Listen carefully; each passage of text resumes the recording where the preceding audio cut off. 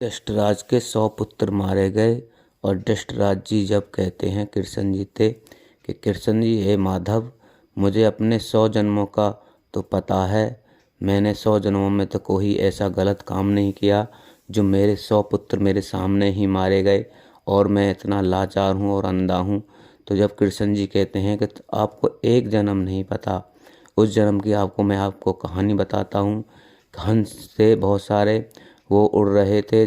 जब बरसात ख़त्म हो जाती है तो वो अपने वहाँ पर जाते हैं दूसरी जगह पर और अपना दाना पाना करते हैं।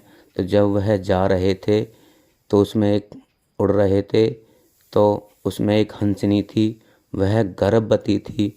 वो हंसों से बोली कि मुझ पे उड़ नहीं पा रहा है, उड़ा नहीं जा रहा है, आप मुझे कहीं यहीं छोड़ दें और आप चले जाएं।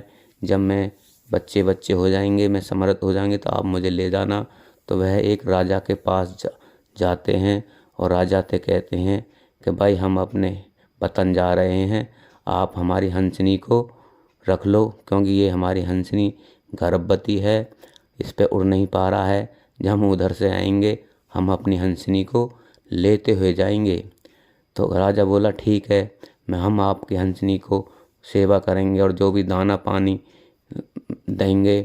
तो वह कहकर चले जाते हैं और राजा ऑर्डर कर देता है हंसनी के लिए कि भाई इनको जो भी खाना पाना चाहिए और इनके जो भी बच्चे होते हैं उनका पूरा ध्यान रखना है। राजा पूरा ध्यान रखता है हंसनी का। और जब हंसनी गर्भवती पूरी हो जाती है तो वह 100 बच्चों को जन्म देती है हंसनी, और 100 बच्चों को जन्म देती है। तो एक बार की बात है और उसका राजा कहता है अपने बावर्ची से जो खाने बनाने वाला था कि भाई कोई ऐसी चीज़ बनाओ जिससे हमें स्वाद आ जाए, हम प्रसन्न हो जाएं। और हमने खाना वाना तो रोज़ ही खाते हैं। तो बावर्ची बोला भाई राजा साहब का ऑर्डर है। तो उसने क्या करा, हंसनी का एक बच्चा लिया और उसने उसे मार कर और राजा को खाना बना दिया, मीट बना दिया। और राजा को बहुत ही अच्छा लगा। राजा बोला कि भाई बावर्ची खाने बनाने वाले, ऐसा ही रोज़ खाना बनना चाहिए। मगर राजा ने ये नहीं पूछा ये किसका मीट है। वो इतना अंधा हो गया, उसने ये नहीं पूछा वो कितना मीट है, किसका मीट है। उसे बस खाने से ही मतलब, उसने ऐसे ही 100 बच्चे राजा को खवा दिए। उधर से हंस और सारे हंस आते हैं और हंसनी के पास आते हैं। हंसनी देखकर उन्हें पर रोने लगती है। वो कहते हैं हंस क्यों रो रही है हंसनी। बोले उसने राजा ने मेरे 100 बच्चे मरवा कर खा लिए हैं। तो वो वह राजा के पास जाते हैं और हंस कहते हैं कि भाई हमारे हंसनी के बच्चे कहाँ गए। और वो कहते हैं यहीं होंगे, देखो मैंने तो अपना पूरा किया है हंसनी के लिए, कोई भी नुकसान और उसके दाना पानी और उसके बच्चे का पूरा ख्याल रखा है। तो हंस होते हैं कि बच्चे तो तुमने खा लिए सारे। कहें जब राजा कहता है मुझे तो पता ही नहीं, मुझे तो बावर्ची ने बताया नहीं। तो बावर्ची होता है कि सर आपने ही तो कहा था कि अच्छा खाना खाना है, मगर आपने ये नहीं पूछा कि किसका चिकन मैं मीट खवा रहा हूँ। तो हंस उसे श्राप देते हैं कि जा तू अगले जन्म में अंधा पैदा होगा। तो अंधा पैदा होगा, उन्होंने श्राप दे दिया। तो फिर हंसनी कहती है कि आपने तो श्राप दे दिया, मुझे अपने दिल की तो पूरी करने दो।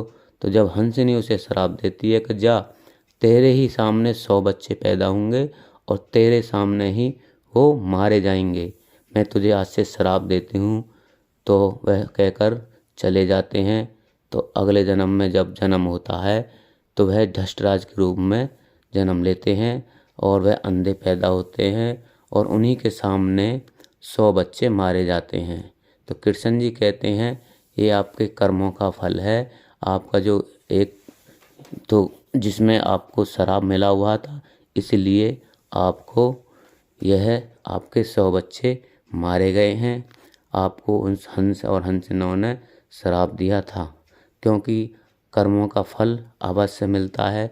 श्री कृष्ण जी कहते हैं कि जैसा करोगे ऐसा पाओगे। कृष्ण जी ने उन्हें समझाया कि आपके ये 101 वाला कर्म है और आपको यह भुगतना पड़ेगा। तो धृतराष्ट्र जो हैं वो चुप हो जाते हैं और कहते हैं माधव अब मेरे मेरे उद्धार करो आप। नहीं, आपका उद्धार हो जाएगा। अगर आपको ऑडियो अच्छी लगी हो तो लाइक करना, सब्सक्राइब करना और कमेंट करना कैसी लगी, क्योंकि आदमी को कर्मों का फल अवश्य मिलता है और जैसे कर्म करोगे ऐसा ही फल मिलेगा। आपको अच्छे कर्म करने चाहिए, किसी का बुरा नहीं करना चाहिए, सभी के भला सोचना चाहिए। दूसरा चाहे कुछ भी सोच रहा हो, आपको उसके प्रति भला ही सोचना चाहिए। धन्यवाद, थैंक यू।